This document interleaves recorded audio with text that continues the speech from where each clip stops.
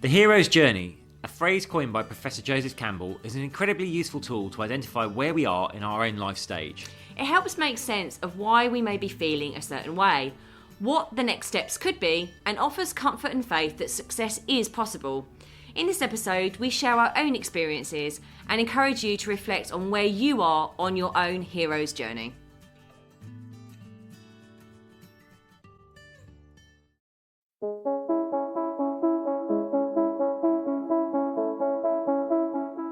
Hi, I'm James Davis. And I'm Claire Davis.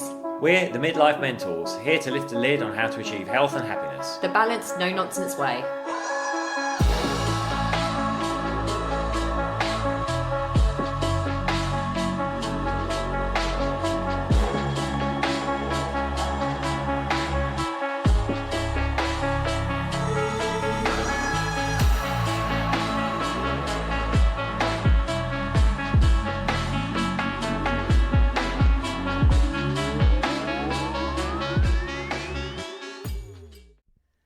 Hello and welcome to another episode of the Midlife Mentors with me, James. And me, Claire. Third time lucky on this one. So excited by the topic, we keep getting carried away, so we're going again. So today, listeners, we're talking about the hero's journey and how you can apply that to your life to basically help you move forward. And we are excited about this because it is an awesome topic and kind of extends on from some of the other podcasts we've been doing recently. Especially the one we did with Rod, which was all around shadow work, because this is around archetypes as well, sort of, isn't it?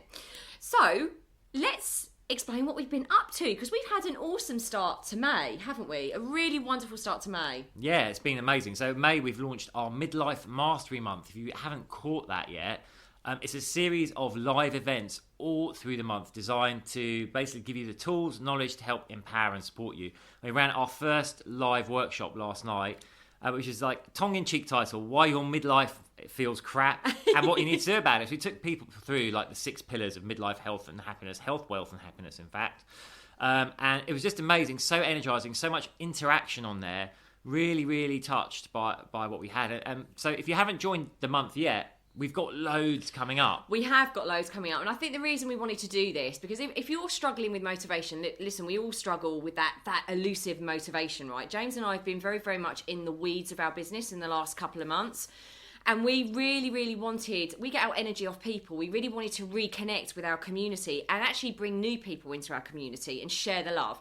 So Midlife Mastery Month is about getting your midlife mojo back. It's about being around people that are inspiring, that help you level up, and teaching you new things, new ways of doing things so that you can stop doing all that stuff that steals your time, energy, health, happiness, vitality, and understand really the simple things to focus on that are going to get you the results that you desire and you deserve. Yeah, so still to come. This week coming, we're doing our workshop on stopping self-sabotage. Yeah. Then on the Saturday, we've got our live retreat day. So that's like an entire day of activities. We've got live workouts, we've got workshops, we've got guest speakers, we've got yoga. Wow, it's going to be incredible. Yeah. And then we have the Antidote to Anxiety workshop the week after, and then we're just having a live Q&A. Now, if you want tickets to the whole thing, you access every event, that's £20. If you just want to come... £20? I know, crazy. If you just want to come to the virtual retreat day, that is just £10. I'm going to put the link in the show notes.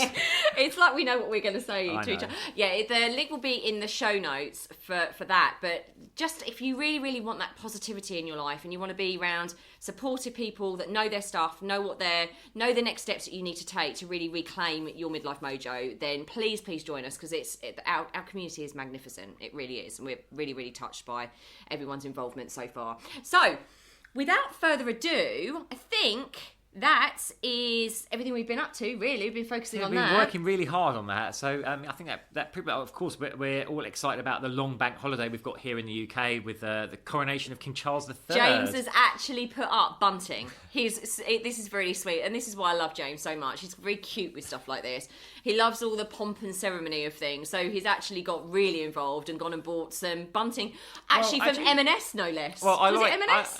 It wasn't actually, Claire. Oh, was it Tesco? I love all the community things. So there's loads of like street parties and stuff going on. So where we live, there's actually a street party that they're putting out tables in the street. There's going to be bands, there's food, there's drink. So just really looking forward to like getting together with the community. I think it's a really nice thing. Very good. Very good. Okay, so let's explain why the hero's journey is so important to everyday life. Yeah, so the hero's journey so relevant. Was basically an idea created by a professor of literature called Joseph Campbell, and he was really fascinated by looking at various myths, legends, fairy tales around the world, how they all had a really similar structure.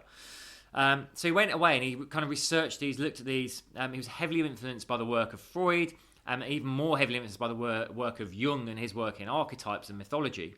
And he basically came up with this concept of what we call the monomyth. That was, he identified this structure that was common to so many of these myths and legends from different cultures around the world, hence, monomyth.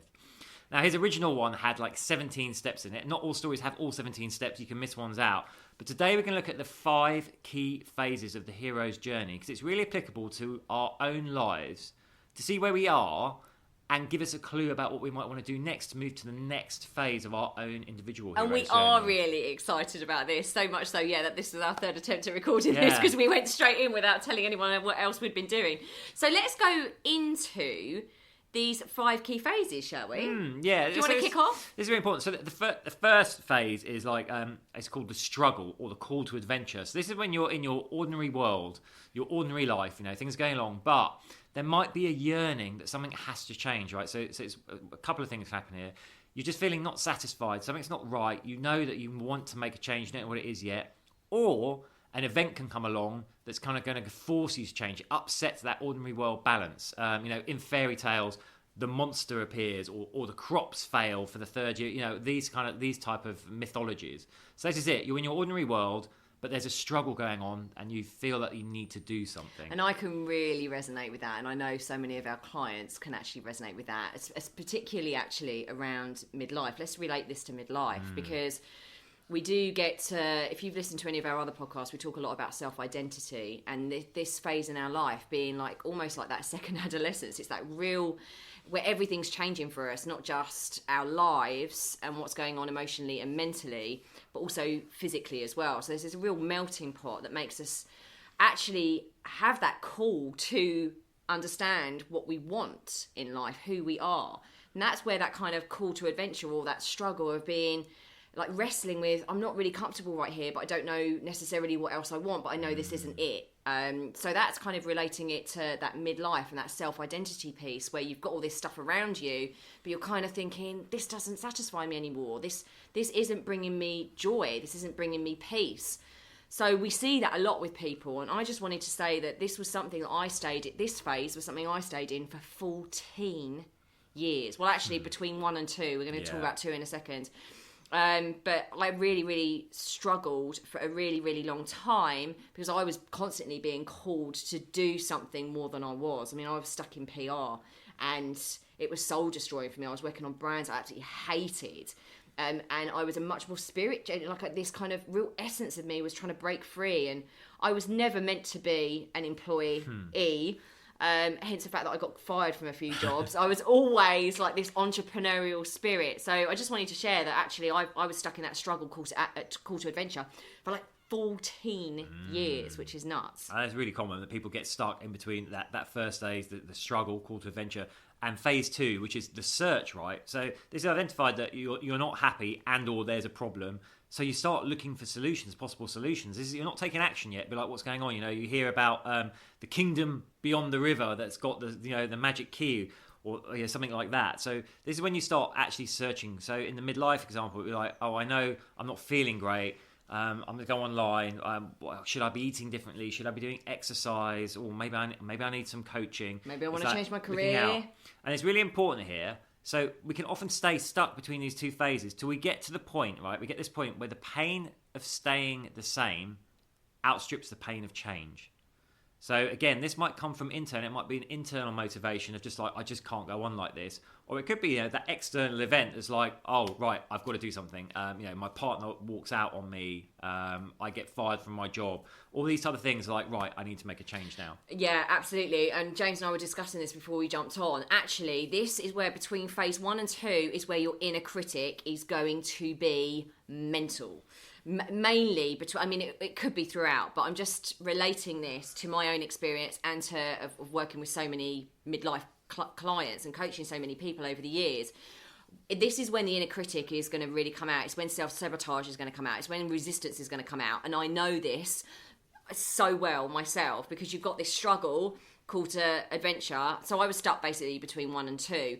I was searching for a way out and I knew there was a way out, but my inner critic, every time I kind of took a step forward or researched something and thought, yeah, this could be it, my inner critic just slammed me back down again, and all my negative belief patterns and my limitations would overwhelm me, and then I would just get stuck staying in the same old routine, staying doing what I didn't like, and just this constant feeling of struggle and not being my fullest version of myself.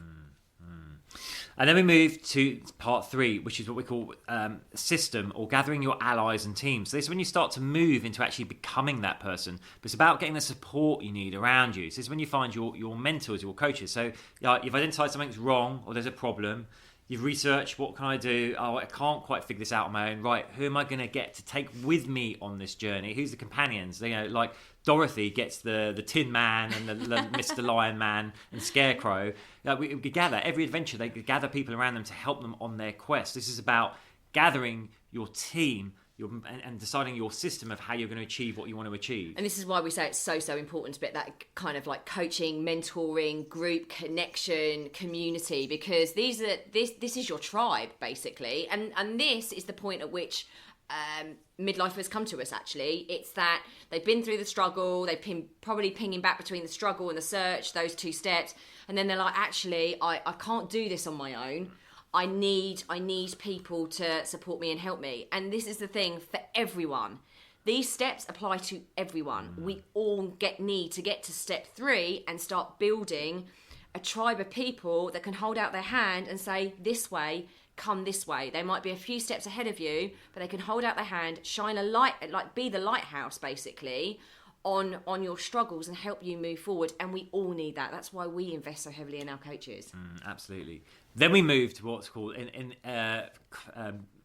Campbell's monolith was called the belly of the whale, right? So it's committing to action, and this is all about. I hate that phrase for some reason. It's all about. Well, let's come to obviously the legend of Jonah and the whale. It's about letting go of who you are and moving into who you want to be. So this is actually like you're out there now. You've researched. You've got your team around. You've got your system. Now you're actually out there taking action. Yeah, and again, we can relate this to our own lives, that actually that point feels really, really good. That feels really energizing and vital and full of possibility, actually. And that's, again, we see that in the journey of our clients. They've come to us, they commit, and they let go of certain beliefs, certain behaviors, some patterns, habitual patterns, and then they're allowing themselves to step into the version of who they really want to be because they're doing step 4. They are committing to action. That is so exciting when that happens. And that's when momentum breeds momentum. We just start getting on a positive flywheel. Then comes phase 5, which we're aiming for, success. Woohoo! But it's like success is often a phase that we're tested first, and we have to use the new skills we've learned, the new experiences, lean on our mentors, but we overcome the odds and we get that success. It's celebration time. And again, let's relate that to, because we all have highs and lows, right? So we might get a level of success and then it might be tested. We might need to dig deep into the things that we have learned along the hero's journey that we've gone through so far. We might need to pull on, like James said, onto our mentors, onto our community, onto those people, our tribe around us.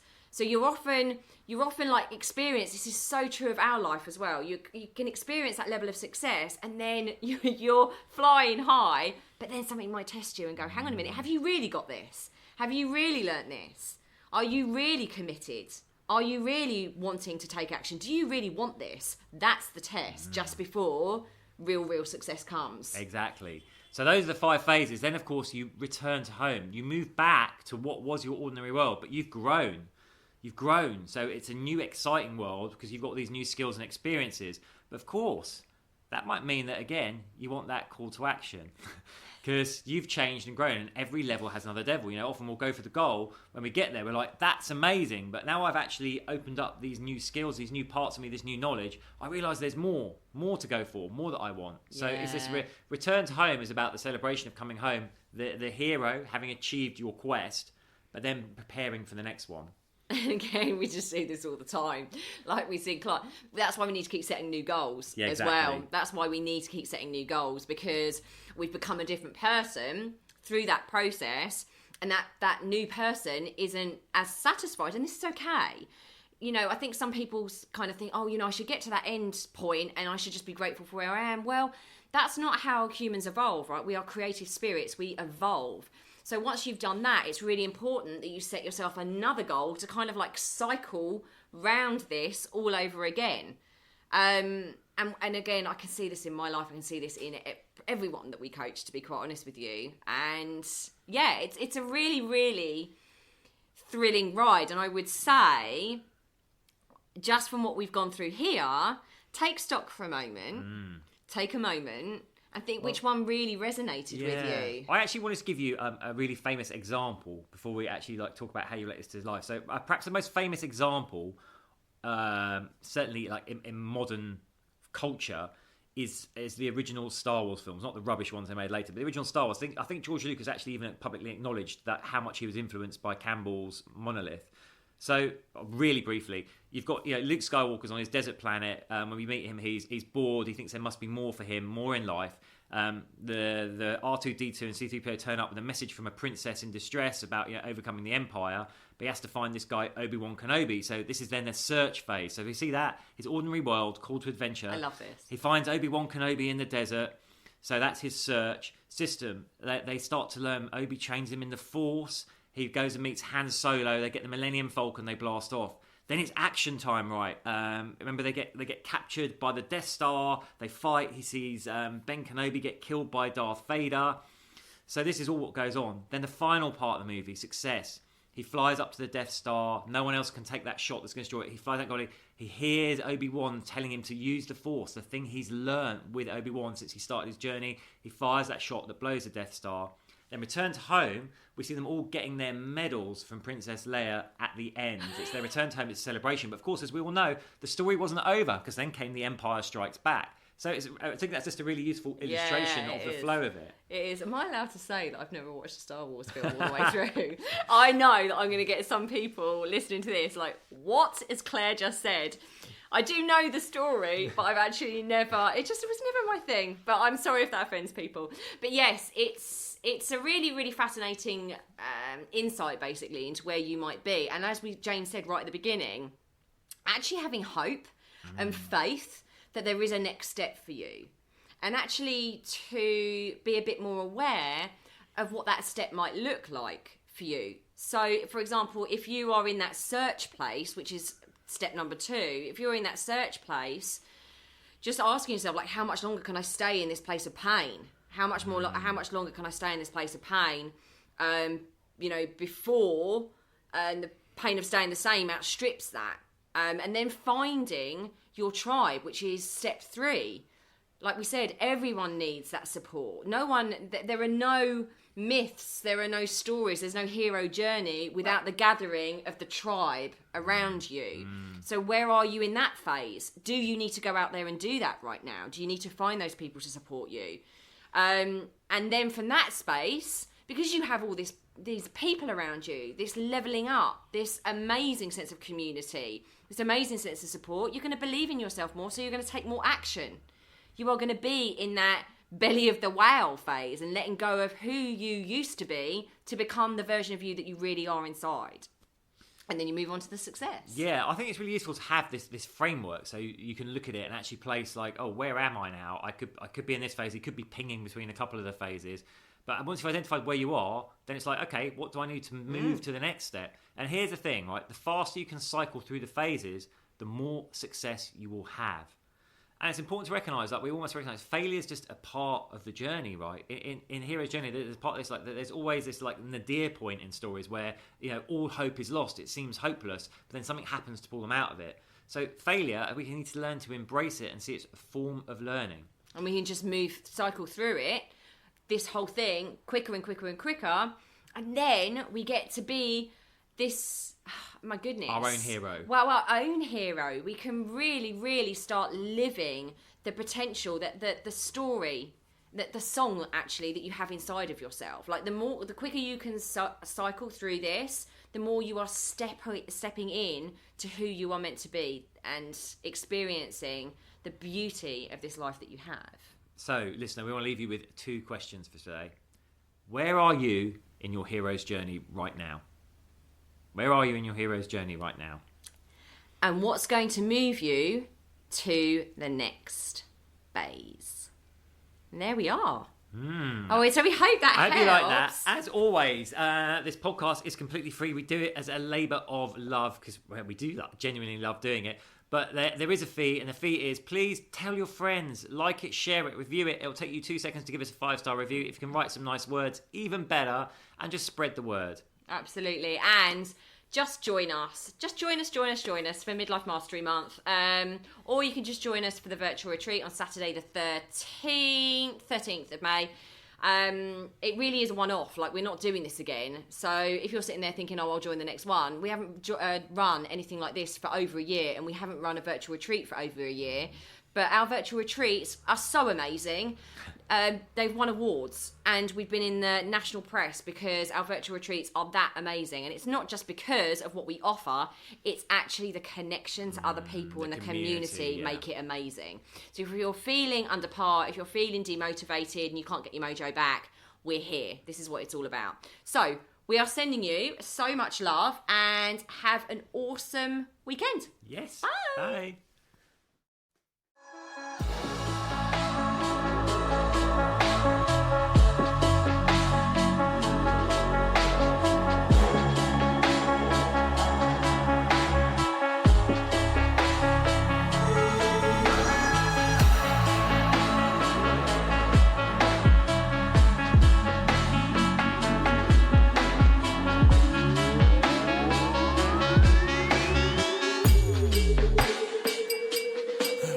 Yeah. You've been listening to the Midlife Mentors with Claire and James Davis.